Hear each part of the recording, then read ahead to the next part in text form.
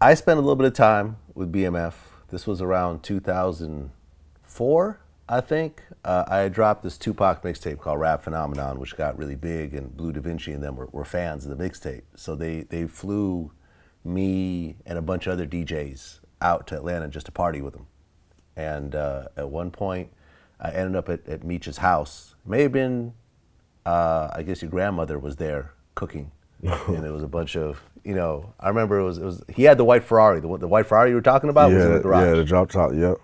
Yeah, exactly, with the see-through engine, I think. Yep, that's a Spider, Yep. yep. Exactly.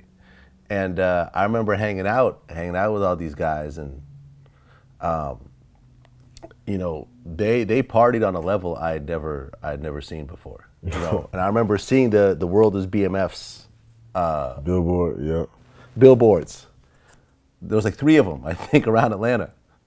Yeah, man, that was crazy. The stories still to this day, he tell me stories, like new stories I hear all the time. It's crazy. I still can't believe it. Well, not only do you find out about your dad's background, but you also find out that he's not on a job interview. He got sentenced to 30 years. Right. Yeah, I mean, at first it had me emotional, but just I couldn't, like when I went to go see him for the first time while he was in Detroit, when he first got indicted, when I went to go see him, and he was behind the glass, I still remember he would just tell me, don't cry, but yeah, that was the first time I ever cried when I went to go see him. After that, every other time, I didn't cry every time. I just held it up. I just know he was gonna come home soon. He just Yeah, I mean, you're how old when you see him behind glass? 11 years old? When he first, yeah, that was when he first got indicted. So I was probably around 8, 9. Okay. Oh, but you hadn't looked up what happened yet? No, I didn't know what happened yet at all. Okay, but you see your dad behind glass and you can't actually touch him. And yeah, that's what made me look it up after I went to go see him. Okay. So, I read the BMF book, the one that came out, and someone I know, Cavario, actually even did an interview with Big Meech in prison that we put out on VladTV. You know what I'm talking about? It's an audio interview. I think I heard that one. Yeah, a couple years back. Mm-hmm. Yeah, okay. Were you close to your uncle, Southwest T? I mean, a little bit. I seen him. He used to, come around a lot, or a little bit. I seen him. I just don't remember vividly being with him a lot. He used to be on the West Coast, so I seen him. I remember seeing him, but we weren't always together like that. Well, the case is interesting because they didn't really catch Big Meech with anything. At all, yeah. Big Meech never talked on the phone, was never caught with any narcotics. There was really a bunch of circumstantial type stuff that got him locked up. And I remember clearly, because I remember I'd read about this, and I remember, your dad talked about this in the interview. He was talking about how God really had his hand on me that whole time, and my brother. You know what I'm saying? I love him to death, man. Don't get me wrong. That's my brother. You know what I'm saying? And he stood strong, too.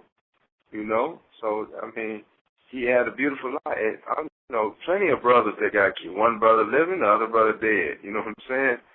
Shit, me and him both enjoyed life. You know what I'm saying? He was a little more laid back, but he loved that phone. And that phone got us in trouble. Yeah, my dad hated the phone. He never a phone person. Right. But his brother, I guess, was in love with the phone, and the feds had recorded tons and tons of stuff on your uncle's phone, which then kind of caused the whole case to become what it was. People started to turn against each other, start testifying and so forth, and it just kind of became a big, a big thing.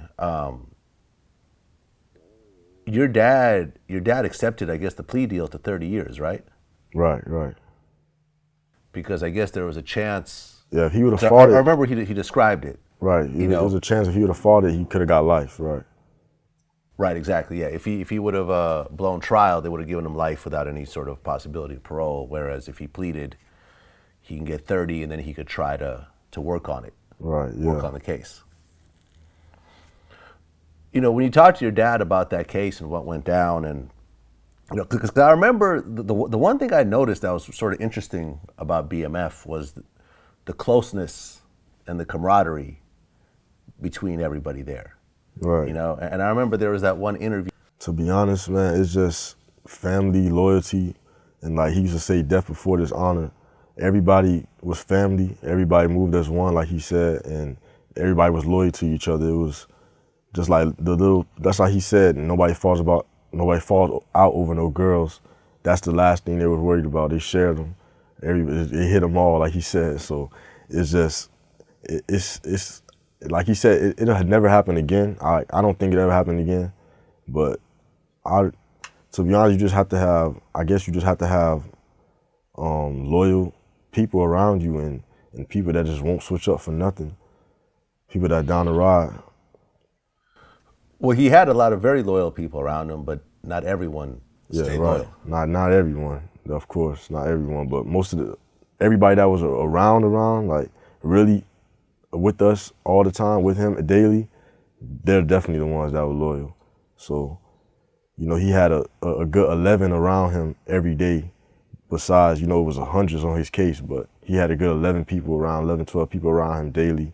And those are the people that went with him everywhere, moved around with him all the time, 24/7. So those are the people that, just like him,